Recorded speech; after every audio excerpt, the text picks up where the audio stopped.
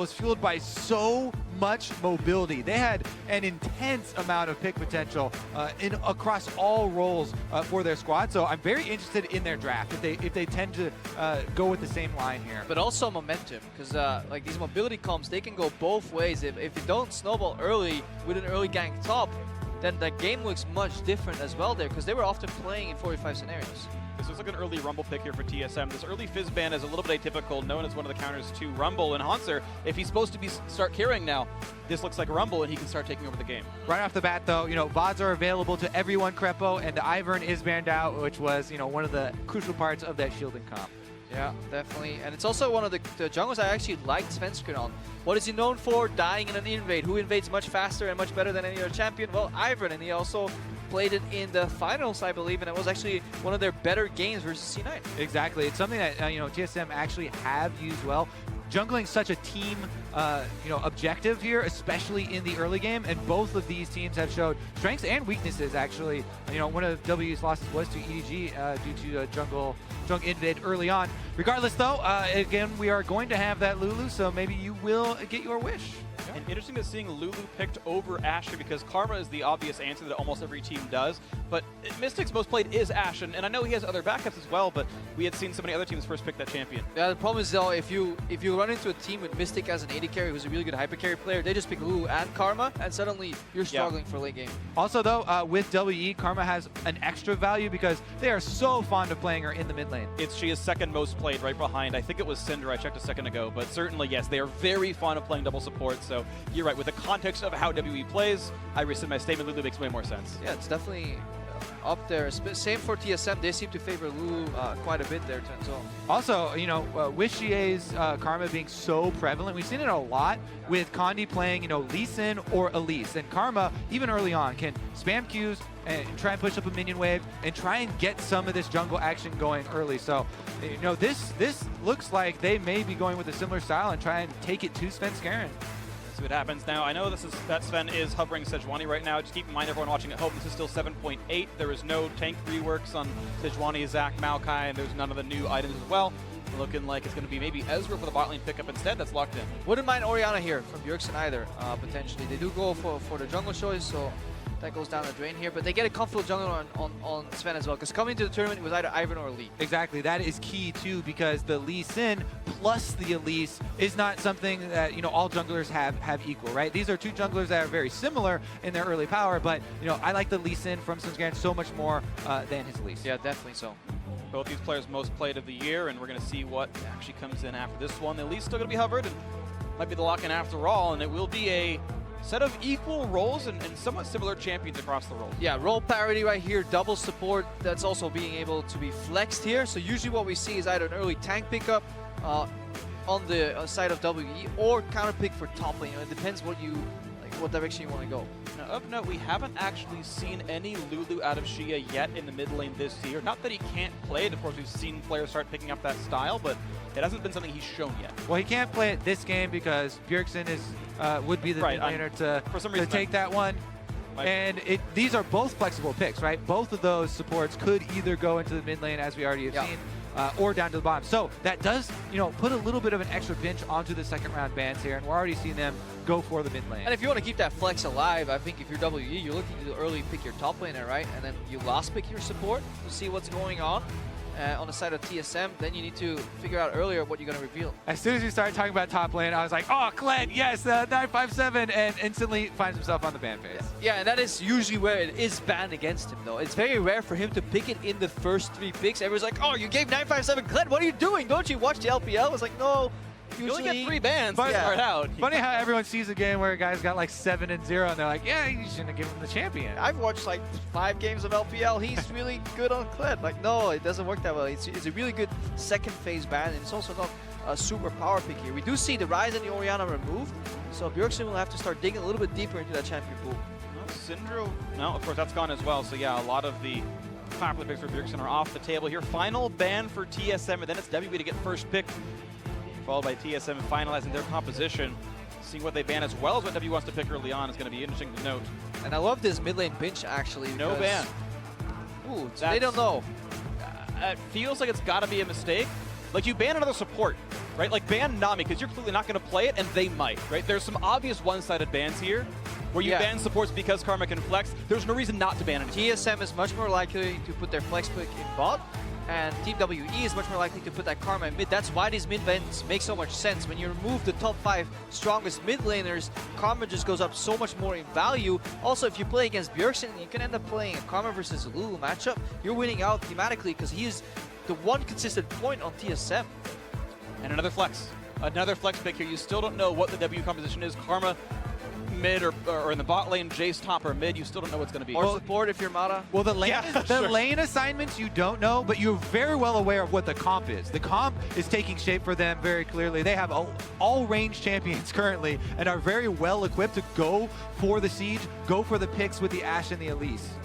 Ooh, and they're going to go for Kennen over here in the top lane to go alongside the solo lane Talia in mid. So it is a pretty high-tempo team. You expect Kennen to have lane pressure most of the time against most of his matchups. Talia's supposed to get some shove pressure as well, and remember on the map. But the question is what they're going to roam into, though, is bot lane's not a ton of pressure.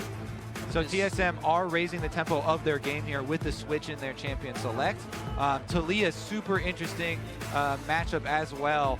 We'll get to see one of the... Never mind. You go ahead on the Nami there. No, it's just the Jace lock-in is so likely to be top. That's why they match it with the Cannon, who lanes fairly well into it. This is a matchup we saw last Worlds as well, where Jace was seeing a resurgence. Cannon was a great pick into it. The problem is, I feel, for Team WE is that Bjergsen has shown some proficiency in roaming with this Talia and can start influencing these very fragile side lanes. Exactly, but again, with the Nami pick, it just reinforces the direction Team W were already going, right? Now they have sustain for their siege comp. This is totally geared towards, knocking over the early turrets. That opens up more space for the Ashe arrows to come through, the Elise picks to come through. This is a full range composition, so it's all about focus fire and swapping targets.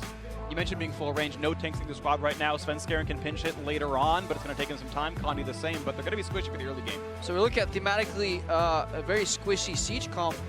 The usual answer is hard engage, but there's very little of that on the side of TSM. They really need to make use of kind of the walls and maybe at least in flank kick, but in terms of like the old school, like say like a Mumu engages, Dragon's Body Slam Flash, it's not quite there because this is going to be an AD cannon. That ulti drops off pretty quickly in the late game. It drops off a damage. To their credit, it will be a large stun, and maybe a Talia wall can block them off. Like, there are, to your point, it is not easy. Yeah. TSM do technically have ways of cutting off the team or crowd controlling them, but it is difficult, which means on average, it is not a great engaged team. The tools are there, but they're weak tools. They're a bit old. They're from the Bronze Age, maybe something like this. And can TSM get into them? Maybe so. Of course, you look at the Gigabyte Marines comp, only 2 of them have really like hard ultimates. They've all got an R button, but it's only Mystic and Ben who have long durations. And the hopes are dropping for TSM. One of their local casters just called them bronze. I mean, come on, freak. I don't know if that's really what I meant by that. Like, I heard TSM and bronze in the same sentence. I think that's a little savage. I think they have a possibility to fight their way out, but they'll need to show it with some skilled combos. Like, they can't just play a super easy composition here. Definitely complex game. We'll upgrade it for you. TSM have 2.5 thousand gold in this game. They're moving up quickly. The challengers in this one, they're down 0-1. WE up 1-0 so far in the group stage. So now maybe they can carry for the North American LCS and to the Midseason Invitational. All right, checking the brush here first for TSM as they move in. Yes, I think there was a little bit of vision first, and the ping's already come out. All right, Turtle taking a couple of arrows to the face. Backs up against Mystic, and Ben over the wall, going to get himself 8 gold. I actually think Ezreal is a good pick, I feel, for Turtle. Much better than these kind of low mobility static AD carries. The Twitch wasn't really working out, but let's not forget, he knows how to play AD carry. Coming back to the mid lane as well, and that Talia pick, I also think this is an intelligent pick from TSM because one of Talia's biggest strengths is the early shoving. Yeah, playing against a champion that only wants to shove as well. We'll see how the shoving goes in this one. Minions have spawned. They're walking into the lane, and looks like it will be the standard 2-on-2s in the bot side. Very rarely do we see lane swaps nowadays, but saw a couple in Europe. Look at this, though. Yeah. Invade for WE. 3 of them coming forward. The entire bot lane plus Xia. Xia looking to stop out on these Raptors, and this could be successful. They get away 1. That'll slow them down at least a little bit. But unleashing the big one for him. He can just fight that away right now. Yeah, I mean, it's a little bit of trade-off there. I mean, you take away one of the small ones, that means off the small ones, you're not just going to hit the level 2, and he's going to have to clean up the entire camp to hit his level 2. Meanwhile, though, focus on Condi, right? Because we've talked a lot about, how Condi wants to take either the Lee Sin or Elise with this, push in, go for some early moves. He has started on the top side of the map, on the red buff, rather than, taking a lot of damage for Raptors. Yeah, and I think we'll see him visit bot lane very early. There's a couple of things you can do with Elise. You can go level 3 and then Blast Cone, repel Blast Cone over the Dragon Wall and get behind enemy bot. Even just showing up in his bot lane will be needed because WE lost a lot of the push here because Turtle and Firefrost, they were in this lane zoning for early experience while they went for that Raptor invade. But if Condi shows Lee Sin from Sven can steal away the jungle, he's on the top side already. Ben, wow, at 5 HP. That could have been Summoner Heal worthy. Stays alive, though. Intelligent ward here moved from Bjergsen as well from the mid lane because, yes, bottom lane is an option with this Blast Cone. They've cut off the top side, so this is the only option, and TSM should be playing accordingly, but they're not. 3 versus 2. Here comes Condi. He's going to get flashed away. Bifrost gets out. Exhaust is on, though. The slows are there. Wild Turtle could be attacked. Repel's going to land into this one, and Wild Turtle's got no way out, escaping. And that's first blood coming through for Condi. Yeah, and it almost seems too easy for Team WE. You have to expect the level 3 Elise gank. When you play with such an early aggressive jungle, you have to be ready for it. One of the first things that you do when you see a bottom lane pushing up, actually, they might even go for more here. Bifrost, remember, he used Flash already. Wow, that's actually in range of the Cocoon. Lands the stun, gets a bit of damage out. I don't think he's going to get the kill, but he does stop the recall for a bit longer. One of the first things you do when you have a pushing bottom lane like that early on is move up, ward over the wall to blow up the Blast Cone, especially against early junglers like that. Or at least you ward the brush, or you have to respect the possibility of the gank in one way. Some teams like walking up for Division on Grom, others want to get that Blast Cone down. It depends how much time you have. The thing is, TSM were just simply disrespecting the possibility of Condi being there against a jungler who is prone to ganking bot side. WE stylistically as a team plays so heavily towards the bottom side of the map. Meanwhile, along with that team theme, you can see that ward there, top lane, getting more information, seeing Svenskeren as he tries to answer. Here's another look at it. And remember, the Elise Repel goes off, and he instantly follows there with his own flash to secure the kill on Turtle. And you still see the aggressive part of Exhaust in ganks is still there because it just slows people down and allows you to get there. In the 2v2 trades, Exhaust lost a lot of potential, but right now it's perfectly valid if your jungler shows up. Even when they flash, Exhaust is the more valuable summoner. And Sven only took 1 camp away from Condi. He took Krugs exactly, didn't get onto the Raptors at all, so really not a lot punished there from the Condi roam to the bot side early game. Yeah, what he does get is more continued vision, more intelligence for the team. So it really narrows down the possibilities of where Condi could be. He has for to the be bot. future. Exactly, narrows them down, and they have to play accordingly though, because they've been doing this before. They're picking the wave. They're waiting for the wave. They're being ultra patient. This is a very big play being set up here. Like, they're waiting for a long time here. If this does not pay off for WE, they're losing so much momentum. See, Mystic maybe wave clearing a bit harder than he should, though. It keeps him from pushing a bit faster, but here we go, looking for the attempt there. Bifrost juking back and forth. Stun lands on Wild Turtle. Gets back in range. Nice bubble's going to land, and Ben gets the kill credit here. 2-0 in the bot lane for WE. Almost a perfect save from Turtle. He took the Cocoon and then shifted, buffered the shift right there, but it just wasn't enough. Bifrost still falls. These are the types of things why they were talking about how Condi, oh, never mind. The play, can they get Xie? A lot of damage here in this one. Going to go for the knockback. Not's going to land it. Xie just stays alive with an empowered root. Yeah, it's the mantra W is so deceptive in terms of sustain, because while it's channels, it gives you something, but at the end, gives you bonus sustain as well here. Yep. Really strong against jungler ganks early on. Yeah, Svenskeren, again, after that move, he takes a little bit of a venture into WE's topside jungle, but aren't going to get a huge reward out of it. And then take a look again at the camp from Condi. They know all the summoners are down. I really like the shift from Turtle. Like, it's so good to protect your support, but Firefrost, he kind of juked himself into death right there, and it was a great hold from Condi. Holding Cocoon for a fraction of a second longer, guaranteeing that Firefrost either jukes or dies. Twice. He juked twice to get away from Cocoon because it's such a fast skill shot. You have to do it on prediction. You can't reactively dodge Cocoon. It's just not really possible. I can't. Maybe Faker can, but... Okay, Faker can. He can't jump over walls, which are possible, by the way. I learned that thing on Twitter. You can jump that wall, but either way, it is a nice set of ganks, and Condi has set bot lane up for success. Credit to Turtle, though. He's still up farm despite the death, so that's at least a positive. It is WE up 500 gold. And here we see WE start pairing their jungler and the support for the invades. that's definitely crucial for them in getting that vision. Speaking of farm, though, it is important to, especially when you are at least in your snowballing like this, keep your eyes on the camps with many minions in them, because if you're able to get a Raptor camp, you catch up on experience very quickly there. And because he's been ganking so much, you can see he's only level 4, so you have catch-up experience available if you go for one of those camps with a lot of monsters. So it's worth pointing out in catch-up gold as well, Svenskaren's only 100 gold behind Condi, who got a 400 gold first blood and a 75 gold assist right there. So Sven has farmed back a lot of that gank advantage. Again, this game only 600 apart despite 1,000 gold worth of kills. And in terms of stopping the bleeding combined factor, we see a Sheen rush from Turtle. He's like, yeah, I'm not going to you early. So in terms of power disparities, this game is very even still. It'll take another domino falling to really get that snowball effect going. Still a close game. Again, WWE kind of known as the Elder Dragon team because they usually play for the late game. And right now at the Mid-Season Invitational, they've had good early games as well, which makes them a very threatening squad. Yeah, it's also why they were kind of, for me, really hard to judge, because if you look at them, oh yeah, they made it here, they beat the finals, beat RNG, but they came back from 2 7,000 gold deficits, and you do that because one, you're great in the late game, but also two, because the other team was kind of helping you a little bit, and you still got behind 7,000 gold too. So they definitely have flaws in some of their plays. Yeah, moves like this though, and early games like this where they are using Condi in this way are some of the reasons why Condi got so much praise this year, and the accolades and people talking about him being even the best jungler in the LPL. He may very well be. Plenty of people say that about him. Hanser taking a rough trade. 957 do a nice job of forcing the ult out and then disengaging properly. Shie gonna grab himself a blue buff to continue playing in this early game, but the gold is up to 1,000 up now. WWE playing better as we get into this 8th minute. Yeah, and WWE really putting the onus on his vision control in the river here, and that's a really good setup. The next breaking point could also be Shie and Bjergsen. As they get higher levels, the waves are disappearing faster and faster and faster, leaving more time between those waves for these guys to disappear into Fog of War. They don't have to roam. It's all about the implication. Exactly, the implication. Yeah. Also, it's all about the cooldowns, because the teleport. Oh! Cooldowns is going to be Biofresh with his flashback available, gets away. Teleport cooldown is a lot longer, obviously, than the ultimate there from Talia, so Bjergsen could make more moves. The only way you gain value out of that if you constantly are using your ultimate cooldown to actually gain ground. Now look at that War Kobe. Isn't that great against the Lee Sin?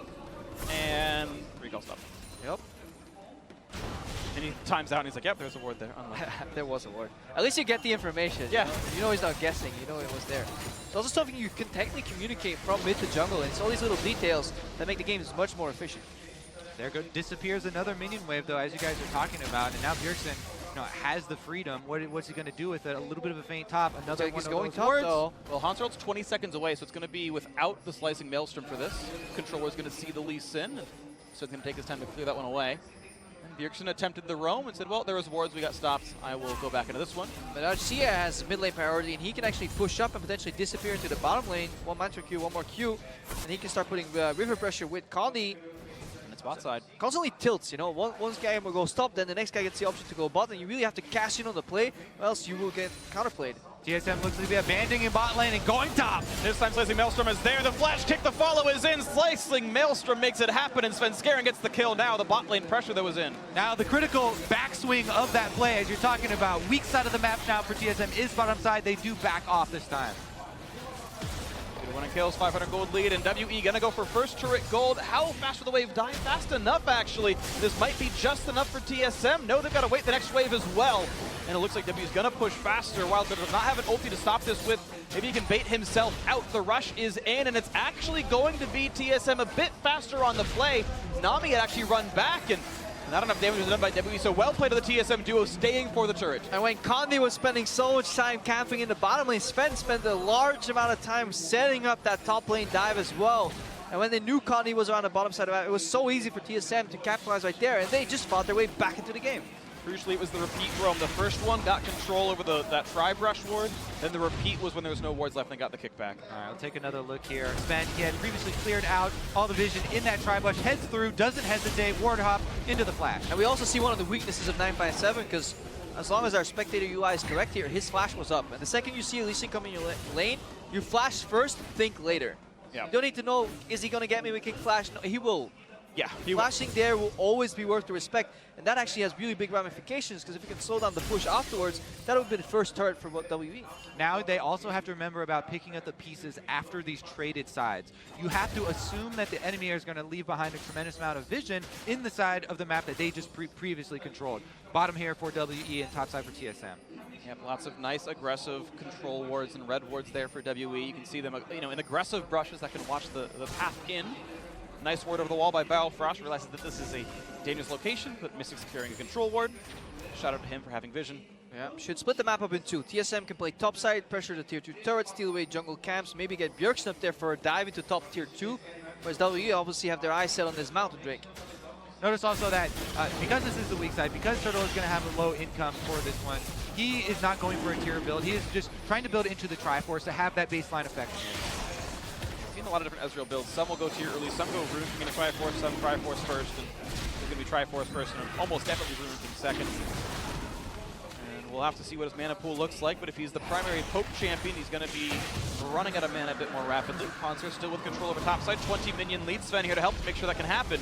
A lot of damage coming through right now. Yeah, this is completely the expected behavior of this game. We see an arrow going completely cross-map. If it connects, it could change things up. It looks like a delay arrow. They're not committing any other members, even if that did hit, anyways, though, exactly like you're saying, Crepo, those two sides, we expect them to trade. TSM, the objective on top side is another turret. It's in trade for that Mountain Drake, and the important thing is that neither of them are giving a lot of ground in the mid turret. Yeah, the one thing though is Condi is falling behind in experience. Level 7 right now, even Sven's level 8. The enemy mid laners, generally, you can judge jungle XP by contrasting it to mid lane. He's 3 levels behind the mid lane, so it's the Cocoon has to stick. Otherwise, he's going to be very weak in these team fights. See if they can get on this one, as the ward's going to be going down. WE still playing for this bot side. This time there's no Drake to kill, so it's only the tier 2 turret. Not going to get it yet. Nice jump back for Sven, but here comes the TP, and looking for the play. TSM not going to cut them off with the Weaver's Wall, though in Hauntzer's TP means absolutely nothing. Oh, that was very close to being very good play. If Bjergsen can channel his inner Moses, split it up off on his side, that would be fantastic. But he ends up just shutting out Haunzer, who now loses the top lane push. It gives 957 breathing room to get back into the game, get the slow push, disappear, and then put pressure maybe somewhere else on the map. Yeah, I mean, it's not complete devastation, as there is time for Haunter to get back up there. They're not going to use any minion waves. And 957 did initially start a counter teleport, ended up canceling it, is going to be that lower cooldown. But exactly, the ideal play they're looking for is that perfect wall. Yeah, it's when we talk about tempo, which is such a vague concept, it just means 957 gets the first push, the first base, the first option to go somewhere else, and TSM are forced to react. And the micro lead that TSM did get out of that was the super early flash from Mystic on the Ashe, so no mobility really left from Mystic aside from a small speed boost from his heal, and that might be one of those small windows that you do look to punish in the next confrontation.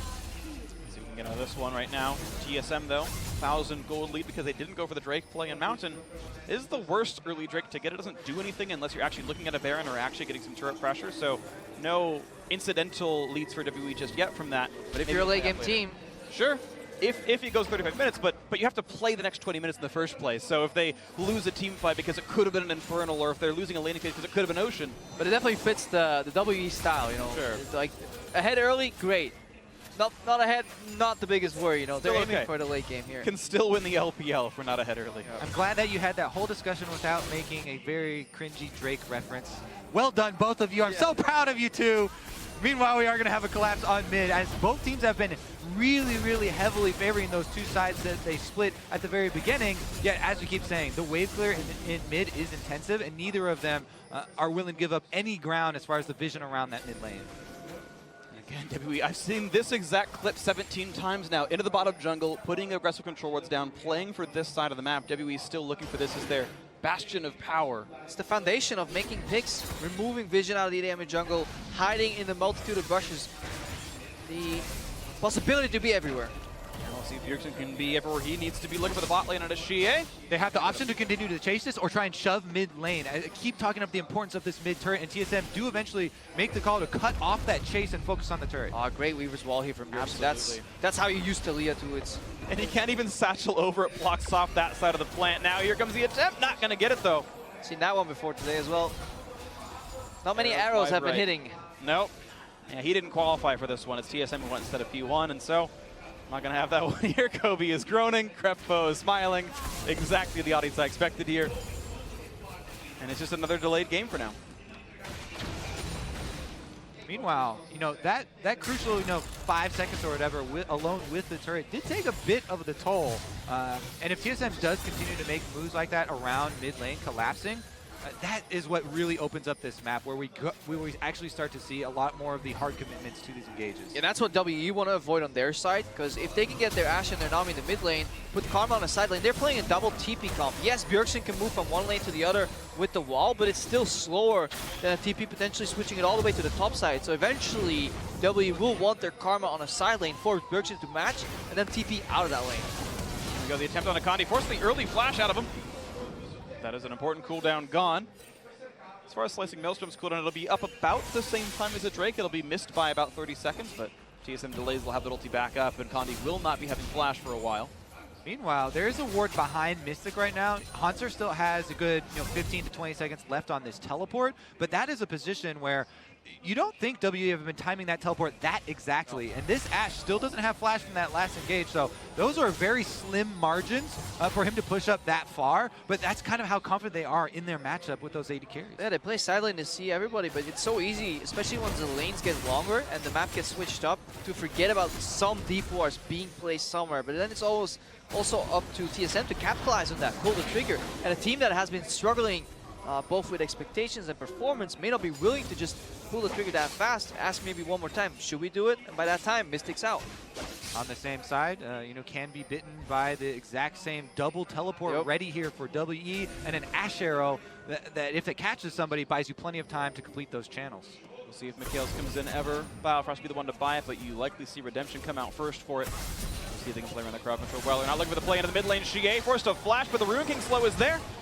Not going to get much more, though. Of course, Ben had the tidal wave if needed, but still, that's 2 flashes down now, both forced by Hanser. Yeah, good angle on that flash. You're utilizing the wall, getting away here, but still the pressure from TSM. They move from top to mid, whereas right now WE, they can just stall the Drake while 957 matches the push in top lane. Yeah, he's pushing top lane, plus they just let Mystic shove down on the bottom side, so both side waves controlled here by WE, while TSM are choosing between that mid objective that they started earlier and then retreating back to the Drake. Whoever wins the next team fight has a lot of rewards that they could take off the map.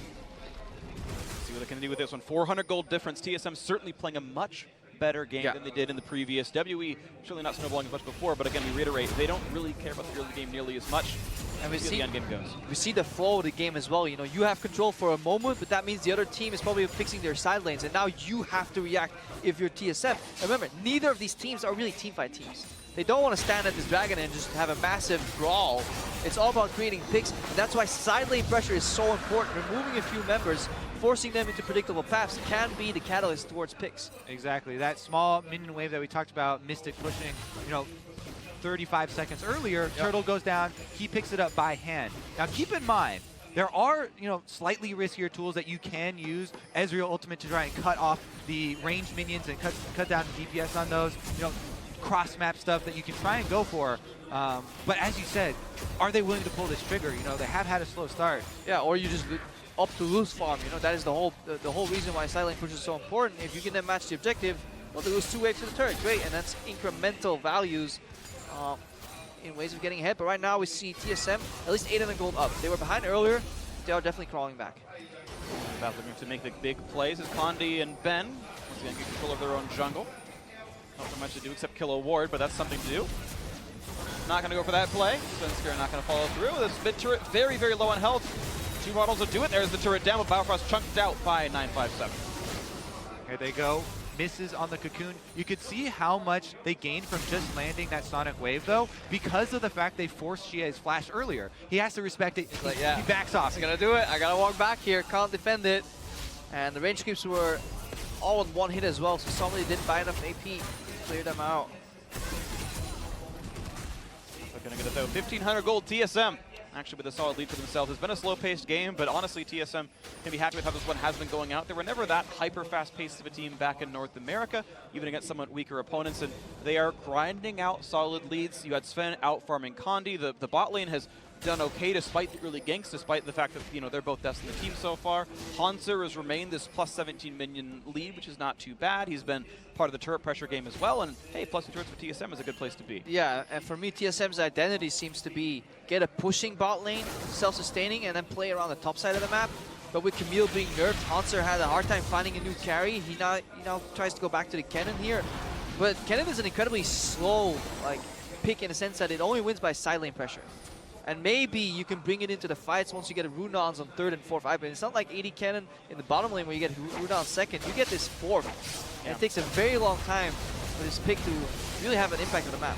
Malice second for him, looking for the dive on those 957. Still has turret dagger though. Got to be a little bit careful in this one. Hanser a bit injured on this, and turret down a bit low. But they do force the flash at a 957 as the minion wave falls. The chase in for Bjergsen. One more hit'll do it. Bjergsen gets the kill. Nice job of the TSM solo laners. Pick that one up and go for the turret afterwards. They've also sent Turtle up topside to delay this push. This isn't really about fully stopping. It's a 1v3. He's just throwing out a little bit of poke to try and delay them, dissuade them, and get TSM a micro advantage. Yeah, and he's just going to catch that wave and push it back if they leave right now. He's ready for the next phase in that play because the lead is and the tempo is already on TSM side. We need to know what happened to Xie's teleport because WE as a team, they seem confident that was going to land. That's why 957 stayed around. He was so confident they could turn that around, but Xie got cancelled. Maybe it was a polymorph. Don't know exactly what it was, but either way, it wasn't good for him, and now TSM up in a decent way. An extra kill overall. It's Lee Sin kick, yeah. Svenskeren went in, dash, flash, kick. Really good move by the jungle. That's the way you can still help the side lanes right there. Exactly, does earn them pretty big momentum advantage. And TSM, as you know, pushed in very quickly for that extra turret. Blue buff gonna go to Sven, doesn't want to wait for Bjergsen to grab it. In the end, even though it is delayed, they are able to take the turret and chase TSM off of the mid lane, but such a big advantage. We're talking about the mid lane turrets for so long. You know, when there is this threat of the picks with the Elise and the Ashe arrow, so much more secure for TSM, and they can really build out their vision from that mid turret. Yeah. These mid games are also super interesting to watch around Asher because extended Baron baits really hard because nobody can actually tank the Baron, so you can't make the play where you force them to come towards you because you just get annihilated, but you can burn it down real quick if you're not paying attention. Exactly. There's so much damage flying around right here, especially range damage. You know, going to check these things, you can take a beating just by merely getting close to an objective. Shock blast, you know, volleys, That's true. these types of things. But you can never really start the Baron if they're close and contested, so it's very binary. Either you go all in on the Asher and you flash out and reset, or you get caught and you die and you throw the game and you hand them the Baron over. So it's very quick shot calling that is needed.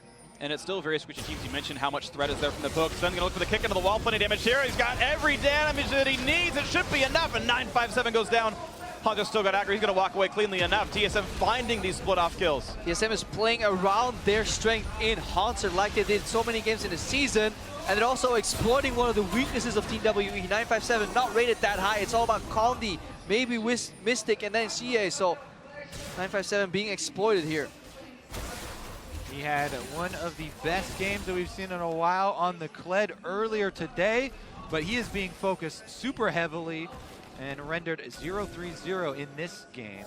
Feels bad to have Hanser stepping up like we'd expect. This was so much of the community was mad that Hanser wasn't the MVP of North America. They're like, no, this guy deserved it. He played the best in NA.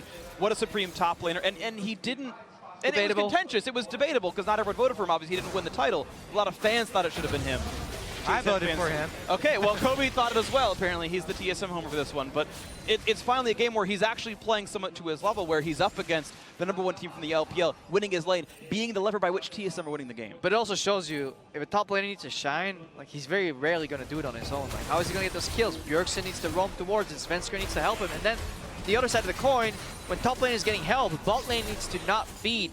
And that is really hard in the current metagame where it's so much easier to roam 4-man bot than to really exploit these roam stops. Exactly. Even so much of this action is taking place in that side lane and they're collapsed on him. Svenskeren, remember these plays. He's the one helping collapse for these kills. He's the one who goes in to stop that teleport that earns them that extra push. Yeah, it also makes you wonder why in an international tournament where TSM is suffering, especially around jungle, is Svenskeren playing Lee Sin. Ivan Lee Sin should be two hard bans against TSM. play his most played. He's having a decent game with it so far, gotten his team 2 of the kills. They know there's a Hawkshot that came out, but there's a Weaver's Wall. Buys a bit of time. TP is coming in from the Karma and probably from the Jace. Not yet, though. It's just Xie on the one side. 1,000 HP on the Baron. Can he get the snipe? And he's gonna. That's Baron in for TSM. Ensuing team fight is here. Sven, though. Hard CC, gonna be killed up, but not before he can take down 957. And actually, he gets away with it. Delivers his own escape path with the kick. Redemption not gonna find him. Somehow everything goes right for TSM. That was actually insane. We talked about basically the firing range that Baron is in this matchup, and WE do collapse on that with the teleport, but able to just barely escape. I think Bjergsen was the MVP of that fight. The way he controlled and forced WE to adapt their movement was just fantastic. Weaver's Wall and then putting the field down and really creating space for Sven to get out. And it's one of the big strengths of Taliyah. And as soon as you see that wall go down, you get a Lancing and you're like, wow, they are actually going to just go for the burn there and try and run away. You expect there to be some casualties, but they even came out with a kill lead on that one, and that is a huge turning point. It absolutely is. Now Tank Stats finally in for Svenskeren. He can be a bit more of a frontliner, but Treads Plus, now that Dead Man's plate is completed, we can watch this fight again. I mean, they're all queuing up for the party here. Turtle eats the arrow, there's a wave coming in.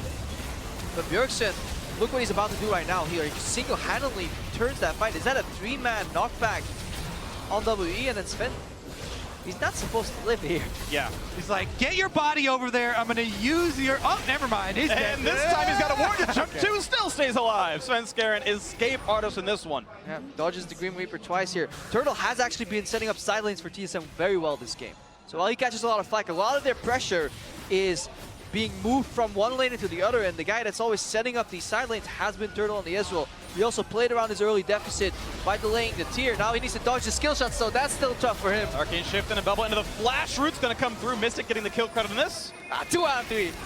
Just as I'm praising him, I'm like, hey Turtle, it's not all that bad. He eats an arrow and the push slows down. Still a 5,000 gold difference right now. TSM still pushing and looking to stop. TP's not going to get that one yet. 957 will join to prevent Hanzo from getting much more, but the turret still goes down, stretching this lead now to almost 6,000. Chase still in for WE, looking for a target, but not going to find it. The duel with 957 and Hanzo, though, with the damage output coming through. Ruin King is there for the slow, but now Xie is in for the chase. Can he get the root? No, it's going to force the flash out of Hanzo.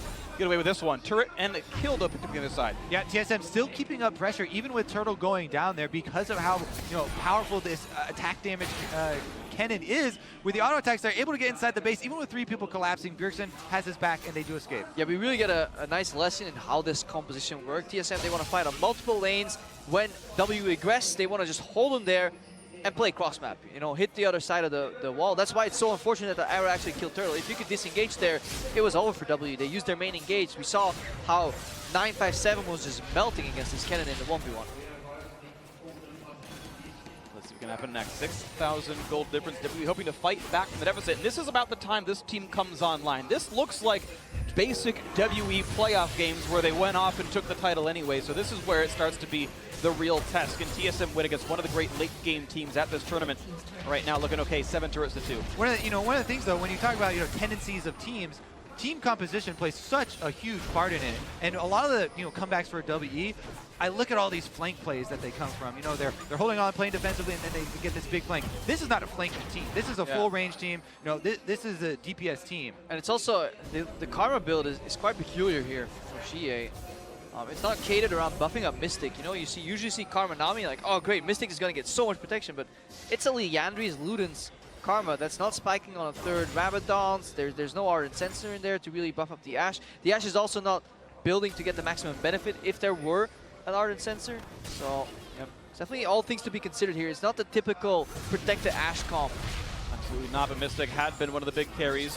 It's not going to be the style this time around right now. Xie, of course, great poke power. Both Ludens and Liandry is good with that kind of play style. And if that poke can weather the storm and buy them the time till they get there, maybe it works out. But poke from behind is not historically not that great, right? Now Svenskeren dodges the cocoon. Yeah. A bit of traded damage though. Sven's going to stay alive enough. Bjergsen taking a bad trade against Xie. He's actually dueled pretty well, but Hanzo once again in the side of the map looking for a duel versus 957. Redemption comes down just in time, but he's still caught up by Weaver's Wall, and the final shot comes through. It's a crit for Hanzo. Cocoon's not going to land either. Bjergsen's going to buy him the time to get away, and that's a solo kill. Nicely done through the Redemption. Well played. Another extremely good wall from Bjergsen there to corral that extra kill for Hanzo, and he's able to finish off just in time. Now they've got pressure on the open and hit. Yeah, they can use their numbers advantage to just move in here. Hanser, he gets his free cage fight right there by Bjergsen, set up for success. And here we go, on to the inhibitor it is. That's going to be dropping down. It's a 5v4. No chance for W to fight this one out. It's going to be the quick disengage. Bubble means nothing as well. And the game is going more and more TSM favorite. 7,000 gold up, and we know Hanser can solo kill his opponent. Completely different take on the game this time around from TSM. They open up the tournament with a fully turtle-centric composition all around this AD carry, protection, bottom side, focus. They fail with that one, cross it off the list, and they completely flip the script. They sweep the flitch all over, Kobe. The switch has been flipped. But you see it in the kills as well. Like, there's 5 kills on the board. All deaths belong to 957.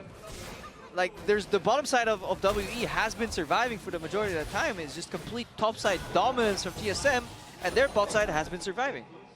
There's one important power spike still to wait for, and 1,000 gold Mystic finishes his Infinity Edge. If he can stay alive, he will output ridiculous amounts of damage, but I don't know if TSM is going to give him the 3 minutes it takes to get that gold before the game is decided by map control. See what it's going to be right now. Bjergsen kind of push away onto Condi, forcing the flash again. WE forced have lost so many defensive flashes. You're getting away from the aggression of TSM into the jungle. The threat of Hanser, the threat of Bjergsen, the threat of Svenskeren is constantly there and pushing WE away. And the later this game goes, the easier it is for Svenskeren to play frontline and just soak up skill shots, soak up CC, because he knows it takes too long to burn through Svenskeren, and when you do, you're down too many cooldowns, while the DPS on TSM only increases. On Hanser, on Bjergsen, continuous damage output from these champions, Talia and Kennen. Very big. You hear that? That's another wall from Bjergsen. Comes through, cuts off the easy objective for them, and they get almost, the entire turret. Sounds like a bald eagle flying over the station. I don't know why I did that. Wait, was that you? That was me. Oh, definitely was a bald eagle. High five, that was amazing. All right, well, here we go. We've got a bigger wingspan on this one. Let's see if they can get the mid lane to go down, as the minion wave is pretty far away right now, but they'll wait for it. WE still have not found that opening. Mystic does have the arrow available. Not going to get the target just yet. Ocean Drake up in 15 seconds. Maybe that'll be the target. Ooh. Baron's up right now. That would be a sexy 2-man Asher being started by TSM there. It's about the illusion of the push. Yeah, they would want to switch Hanser in to tank the Baron, though, with the life steal, and take turns to have Bjergsen switch back out there. Buy time for the rest of the team to get... Not sure do they have the time, though. Fourth with health right now, and look at that. They set it up properly. Going for the kickback, the repel to buy a bit of time. Oh, Condi could try. The son of Baron wants it, but there's no repel. He can't possibly fight my God! So it's going to be picked up. It's actually Hanser gets the last hit, but of course, keep in mind, Sven is dead. 5v4, Xie on the battle against Turtle. Exhaust is in. Mystic now to join the fray. Can he get the damage? Yes, they'll pick off Turtle. It's 2 kills picked up. And the fact that Baron was taken by TSM. My goodness, your heart just starts beating when you see Svenskeren jump out of the pit to try and kick Condi. Then he's the one that ends up getting CC'd there. But Condi had to repel to not get CC'd, and they knew Flash was down, so it was only the Jace who could steal. They know Condi is a son of Baron, so he likes stealing Nashers, but then he drops next to Svenskeren. Luckily, he does not have Flash. Look at the shock blast that's headed in as well. Just so close to going away. Oh, this is why WE somehow miraculously wins these late games. They need to make the decisive play, and they also need some help from their opponents, and both those ingredients were right there. The recipe for a throw was almost complete, but TSM, hang on. At face value, a Baron is still worth more than 2 kills, but it gave WE a lot of time to catch up and farm. Yeah, if you die in a heart attack. As far as gold. Yeah, but if you die in a heart attack, then you do taking the Nasher. There's more into it, but the Infinity Edge is done. That was an important power spike that Mystic was able to complete. He did get kill credit on one of those pickoffs against Turtle. Exactly. The drawback of TSM completely flipping their style and going with the self-sufficient, fend for yourself bottom lane, we're focusing elsewhere, is when you get to the late game, all of this extra gold here from Mystic has accumulated in the 4-item crit build, large amount of DPS possible from this Ashe if he's able to stay alive. Exactly. It's a 4-item Hurricane user with 2 supports versus Wild Turtle, who's stopped by to get a QSS. He's at 3 items here, and just that damage output is not the same. Now, I would also say that Kennen arguably falls off a bit as well. I think he's still got a good CC, but you don't have that same bully pressure you used to have on that champion.